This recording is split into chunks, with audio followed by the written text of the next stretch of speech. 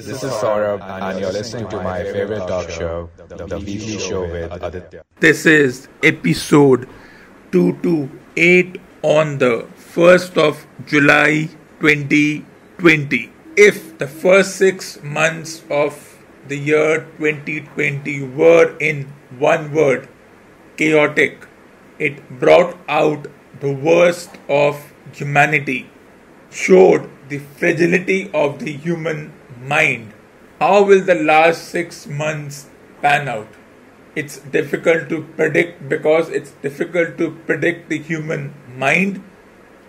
The level of paranoia that can ascend into a human mind is something which cannot be quantified, which is difficult to assess because human minds, on one hand, we pretend to be these fantastic, clever creatures. On the other hand, we tend to be influenced by the pettiest of issues. If the first 180 days are an indication of what has happened, the final 180 days are also clear that things will be equally chaotic until the human mind is not allowing itself to be hackable. We often say that electronic devices can be hacked and manipulated. Is it the same for the human mind? The first 6 months clearly show this trend, that how easy it is to hack the human mind and how certain groups are able to put the fear of things which may or may not exist.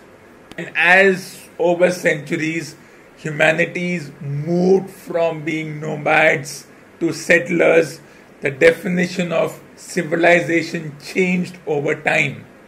And irrespective of which part of the world you belong to, human minds are fragile. We love the drama, we love the emotion, we love getting out our opinions on the pettiest of issues. The first 6 months also showed the double standards that we keep. In my previous episodes, I have already talked about the double standards and the paradox that human mind, that humanity as a whole, that the pre-existing conditions, that things we are conditioned for, we forget, and only when an event occurs which we call a global catastrophe, that we suddenly start caring for things which we should have seen as natural things. One of the things I talked about was basic tenets like hygiene, washing hands, and other such basic human things which we should do and not be influenced by external events. But such is the human mind. Just as a computer has some dormant documents in it, till this global catastrophe occurred, the basic tenets of hygiene was dormant in the human mind. Even if we were following the basic tenets of hygiene, now that external events have accelerated such basic tenets, now that the discussion around hygiene is no longer personal, but it's all over the world, it's being talked around by everybody possible, we suddenly realize that how much humanity lacked. But we shall talk more about this. As you know, I have been doing reading from the Sacred Games book, but now on popular demand we are going to shift the book to PG Wodehouse. This is from PG Wodehouse's The Aunt's Omnibus. This is chapter 2, titled Stiff Upper Lip Jeeves. Let's start reading. I marmaladed a slice of toast with something of a flourish, and I didn't suppose I had ever come much closer to saying tra-la-la-la as I did the lathering, for I was feeling in mid-season form this morning. God, as I once heard Jeeves put it, was in his heaven and all right with the world. He added, I remember some guff about larks and snails, but that is a side issue and need not detain us. It is no secret in the circles in which he moves that Bertram Booster, though as glamorous as one could wish when night has fallen and revels get underway, is seldom a ball of fire at the breakfast table. Confronted with the eggs and bee, he tends to pick cautiously at them as if afraid they may leap from the plate and snap at him. Listless about sums it up, not much bounds to the ounce. But today vastly different conditions had prevailed. All had been verve, if that's the word I want, and animation.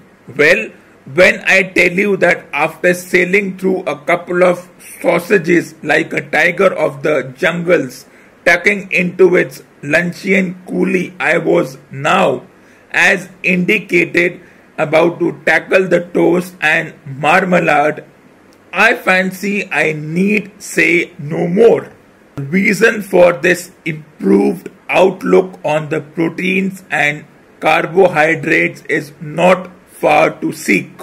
Jeeves was back, earning his weekly envelope once more at the old stand. Her butler having come down with an ailment of some sort, my Aunt Dahlia, my good and deserving aunt, had borrowed him for a house party she had been throwing at Brinkley Court, her Worcestershire residence, and he had been away for more than a week. Jeeves, of course, is a gentleman's gentleman, not a butler, but if the call comes, he can battle with the best of them. It's in the blood. His Uncle Charlie is a butler, and no doubt he has picked up many a hint on technique from him. He had come in a little later to remove the debris, and I asked him if he had a good time at Brinkley. Extremely pleasant, thank you, sir. More than I had in your absence. I felt like a child of tender years deprived of its nanny, if you don't mind me calling you a nanny. Not at all, sir. Though as a matter of fact, I was giving myself a slight edge. Putting it that way, my Aunt Agatha, the one who eats broken bottles and turns into a werewolf at the time of the full moon, generally refers to Jeeves as my keeper. Yes, I missed you sorely and had no heart for whooping it up with the lads at the drones. From sport to sport they. How does that gag go, sir? I heard you pull it once with reference to Freddie Vigian, when one of his girls had given him the bird. Something about hurrying? Ah, yes, sir. From sport to sport, they hurry me to stifle my regret. When they win a smile from me, they think I forget. That was it? Not your own by any chance? No, sir, an old English drawing room ballad. Oh, well, that's how it was with me. But tell me all about Brinkley. How was Aunt Dahlia? Mrs. Travers appeared to be in her customary robust health, sir. And how did the party go off? Reasonably satisfactory, sir. Only reasonably? The demeanour of Mr. Travers cast something of a gloom on the proceedings. he was low-spirited. He always is when Aunt Dahlia fills the house with guests. I have known even a single foreign substance in the woodwork to make him drain the bitter cup. Very true, sir, but on this occasion, I think his despondency was due principally to the presence of Sir Watkin Bassett. You don't mean that old Crumb was there? I said, great Scotting, for I knew that if there is one man for whose insides my Uncle Tom has the most vivid distaste, it is this Bassett. You astound me, Jeeves. I too must confess to a certain surprise at seeing the gentleman at Brinkley Court. But no doubt Mrs. Travers felt it was incumbent upon her to return his hospitality. You will recollect that Sir Watkin recently entertained Mrs. Travers and yourself at Totterley Towers. I winced, intending, I presumed, merely to refresh my memory. He had touched an exposed nerve. There was some cold coffee left in the pot, and I took a sip to restore my equanimity.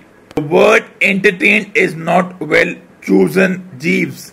If locking a fellow in his bedroom as near as a toucher with gyves upon his wrists and stationing the local police force on the lawn below to ensure that he doesn't nip out of the window at the end of a knotted sheet is your idea of entertaining. It isn't mine, not by a jugful. I don't know how well up you are in the Worcester archives, but if you have dipped into them to any extent, you will probably recall the sinister affair of Sir Watkin Bassett and my visit to his Gloucestershire home. He and my Uncle Tom are rival collectors of what are known as objets d'art, and on one occasion he pinched a silver low creamer, as the revolting things are called, from the relation by marriage, and Aunt Dahlia and self went on to Totterley to pinch it back. An enterprise which, though crowned with success, as the expression is, so nearly landed me in the jug that when reminded of that house of horror, I still quiver like an aspen, if aspens are the things I am thinking of. Do you ever have nightmares, Jeeves? I asked, having got through with my bit of wincing. Not frequently, sir. Nor me. But when I do, the setup is always the same. I am back at Totterley Towers with Sir W. Bassett, his daughter Madeline, Roderick Spood, Stiffy Bing, Gussie Fank Nottle and the dog Bartholomew, all doing their stuff, and I wake, if you will pardon the expression, so soon after breakfast, sweating at my every pore. Those were the times that, what, Jeeves? Tried men's souls, sir. They certainly did, in spades. Sir Watkin Bassett, eh? I said thoughtfully. No wonder Uncle Tom moaned and would not be comforted. In his position I would have been low-spirited myself. Who else were among those present? Miss Bassett, sir, Miss Bing, Miss Bing's dog, and Mr. Fink Nottle. Gosh, practically the whole Totterley Towers gang. Not Spood? No, sir. Apparently no invitation had been extended to his lordship. His what? Mr. Spood, if you recall, recently succeeded to the title of Lord Sidcup. So he did. I had forgotten. but sit cup or no sit cup. To me, he will be always be spooed. There's a bad guy, Jeeves. Certainly a somewhat forceful personality, sir. I wouldn't want him in my orbit again. I can readily understand it, sir. Or would I willingly foregather with Sir Watkin Bassett, Madeline Bassett, Stiff, Byng and Bartholomew? I don't mind Gussie. He looks like a fish and keeps newts in a glass tank in his bedroom. But one condones that sort of thing in an old school fellow, just as one condones in an old Oxford friend such as the Reverend H.P. Pinker the habit of tripping over his feet and upsetting things. How was Gussie? Pretty bobbish? No, sir, Mr. Frank Knottle too seemed to me low-spirited. Perhaps one of his newts had got tonsillitis or something? It is conceivable, sir. You have never kept newts, have you? No, sir. Nor have I. Nor to the best of knowledge have Einstein, Jack Dempsey and the Archbishop of Canterbury, to name but 3 others. Yet Gussie revels in their society and is never happier than when curled up with them. It takes all sorts to make a world, Jeeves. Does indeed, sir. Will you be lunching in? No, I have a date at the Ritz. I said and went off to climb into the outer crust of the English gentleman. As I dressed, my thoughts returned to the Bassetts, and I was wondering why on earth Aunt Dahlia had allowed the pure air of Brinkley Court to be polluted by Sir Watkin and Associates when the telephone rang and I went into the hall to answer it. Bertie, oh hello Aunt Dahlia. There had been no mistaking that loved voice. As always when we converse on the telephone, it had nearly fractured my ear drum.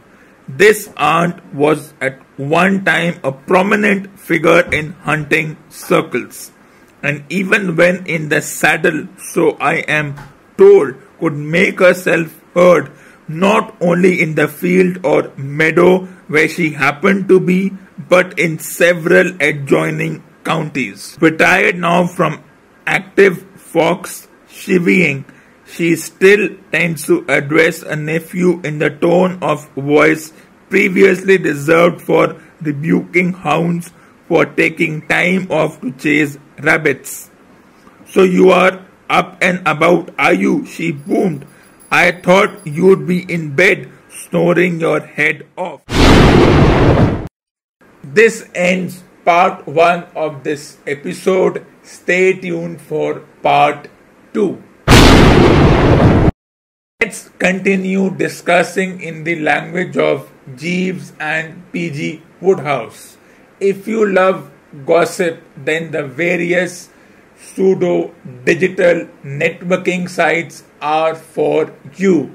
But this does not include LinkedIn. At least LinkedIn maintains its professional integrity and people use it for what it was originally made, to connect with others with whom we cannot connect on a face-to-face level at a virtual and a digital level, compared to its various sister sites like Twitter and Facebook, where the definition of what is free speech and what is a speech or what we write in those 200 words tends to hurt someone. It's inconceivable that individuals who presume themselves to be celebrities, who have this air of walk where they think they can influence others, they tend to button on every issue by giving their points, by giving those 200-word lines. Then when someone says something to them, when a bully on such sites, or the correct term is troll, when these trolls say something they feel bad, forget the double standards of hygiene that we have been witnessing over the past 6 months. What about the double standards of what we think about communication and free speech that we have been witnessing on such platforms? For example, let's say a certain event has occurred. There will always be two schools of thoughts for that. Means a certain group says that this event happened and it brings out the best of the human nature. It brings out the rational side of human nature and we should learn from it. The other group says that it doesn't. They have a different viewpoint, whatever the viewpoint may be. Exercising their Article 14 in the Indian Constitution and the First Amendment in the US Constitution, these two groups have put forth their point on a platform which itself is the harbinger of 21st century, which means that if you are not on these platforms, you are basically a fossil fuel. I am not saying that, it's the majority viewpoint. So these two groups have said their viewpoints. One is for the event, the other says that this event shouldn't have happened and how it should have happened, fine. They have given their viewpoint and there will always be disagreements. We have seen so many times individuals bickering on such pseudo networking sites. While for these individuals it's a serious bickering, for me it's nothing more than just a gimmick.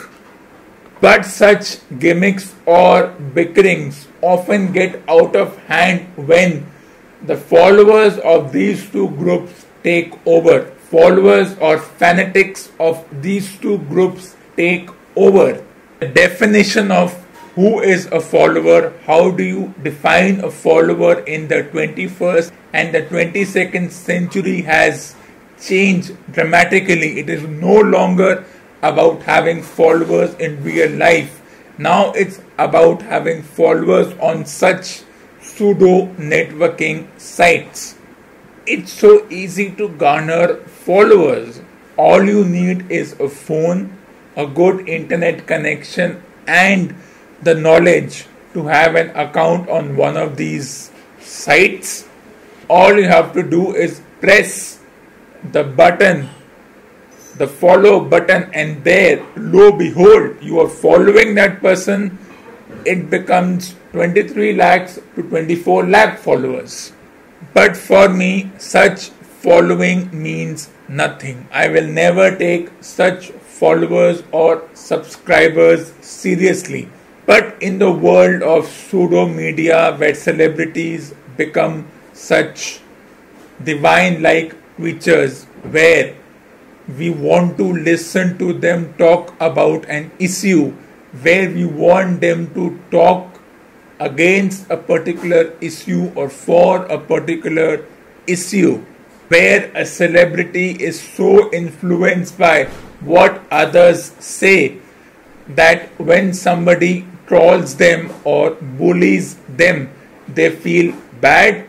Well, that's nothing more than double standards. According to a few individuals, these sites are very helpful platforms to create awareness about social causes and important issues. It's very easy to say something for or against on such platforms because you don't have to work hard. All you have to say is, I don't like this or I like this. Not much of an effort. So yes, it's very easy. They are not helpful. It's being lazy. However, according to the same individual, this individual goes on to say that as an artist, you need to learn to take criticism with a pinch of salt. but there are rare occasions where people can be outrageous and mean for reasons unknown. So what? Just ignore these individuals. Let them say what they want to say. Don't block them, don't answer, don't react. Irony is that when these people talk publicly about quitting such sites, don't make such activities public. If you want to quit, just do it. If you are not on these sites for a period of 3 to 4 weeks or 4 to 5 months, it will not harm your popularity. One of these individuals talks about how definition of privacy for such celebrities has changed compared to what was in place 30 to 40 years ago. It's another case of double standards. If I become a celebrity tomorrow, it doesn't mean that I will be on such sites. You cannot cry wolf when you post photos of your private life or whatever it is that you post on such sites, and when somebody says something about it which you feel is negative, then you say that these places are toxic. Always talk about bright side and dark side of things. Well, in my experience, the dark side is of our own making, and it's mostly in the mind. For example, I am on all these sites, but I only use it for one purpose. I publicize my talk show episodes, the specific talk show episodes, and then I leave. I don't even look at the hashtags or the trending topics. They don't bother me. So if I can do it, why can't others? Why do you have to wade yourself into topics which could or could not be controversial? Well, the definition of controversy depends and is open to discussion that what does the term controversial mean exactly. As I have said in my previous episodes regarding this topic, there is always a group of people waiting on these platforms, waiting for an individual to say something which they can turn into controversy, which they can turn into a mountain out of a molehill. What's the solution to that? Don't say a word, keep quiet. If you don't say anything, it doesn't mean that you don't support or have something against the topic. It just means that there is no point putting forward your viewpoint on a platform where mountains out of a molehill being made are a regular feature. The more number of followers to give me the certificate of being a celebrity. If I know I am good enough, I am a celebrity, but I don't go by such terms because these terms are made up and they have no significance in the 21st and 22nd century. When certain groups make such ordinary individuals who have the skill into celebrities, when they give them divine-like status, then these celebrities take advantage of this ego boost and then say all kinds of things on such platforms, and then when they are criticized or trolled, then they behave as if there is a dark side to this particular profession. Such individuals are no altruists when they condone or support a certain event or a topic. It's all about publicity. Despite the knowledge that a certain hypersensitive group is always lurking around on these platforms waiting to pounce on one word that can be stretched into an issue. It's fishy when we take the word of such hypersensitive groups whose purpose is to show themselves on these platforms, whose purpose is to publicize themselves even if they are or they are not concerned with what that individual said, whether it was hurting a certain group or whether it was not. Such groups who tend to care about certain topics, who are basically the trolls, use the anonymity of the platform to say things and escape. So why do we take such individuals seriously when even for them it's all about publicity and promotion. Being a celebrity and having followers is an indication of one's popularity. Well, we can debate it both ways, though followers on pseudo and social media is not directly or indirectly proportional to being popular. These followers could be paid, sometimes friends who press the follow button for fun but never genuine. That whatever be the conversations on such platforms, we shouldn't be hurt. As I said, conversations shouldn't be seen as real.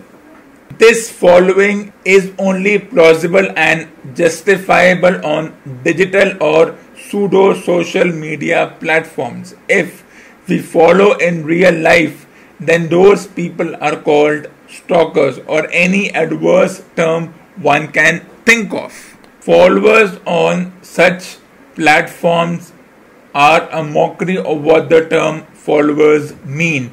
We don't know if those followers genuinely do this or if they put their own agenda forward. As I said, there is a group waiting to make mountain out of a molehill for any issue. So, if X has 10 million followers and Y has 5, even if Y is more skilled than X, by mere numbers X takes the pie. In one way, everything that happens on these platforms is a gimmick and a charade. Things become interesting when these celebrities are engaged in virtual squabble of the medieval kind, which is superficial but presumed to be hostile. Their followers, in their apparent effort to get themselves recognized, spring to the defense of their idols. Why do we want to follow people we will never know and most likely never meet? One of the hidden agendas is being jealous and is to supposedly outshine these individuals, and the other one, which is obviously feigned, is to declare that these people are our beloved. Everybody wants some sort of attention, even if it means getting trolled for whatever reasons. People post photos, then they want to converse with their fanatics or fans. One doesn't know if these fans are real, but such pseudo and virtual communication gives the impression that we are opening ourselves to our fans. We are telling you everything. We are no longer mysterious creatures. But the flip side is, when one person says something negative in the comments section, the entire effort turns upside down.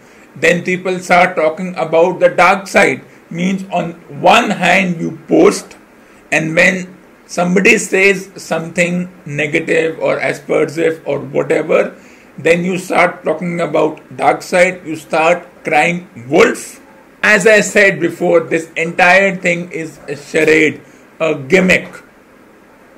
As I said, unlike email or audio communication on the phone or through video conferencing where we have to follow some etiquettes, there are no ethics or etiquettes as far as this platform is concerned, because one doesn't know what one does on this platform. It's still not clear. Is it for a social cause? Do we take that cause seriously because a few individuals who are deemed popular start talking about it, they start trending with that topic? Or is it about doing something on these platforms because we are bored?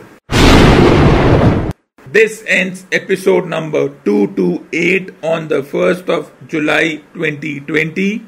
Stay tuned for the next episode. For more awesome content, tune in to the next episode of the weekly show with Aditya.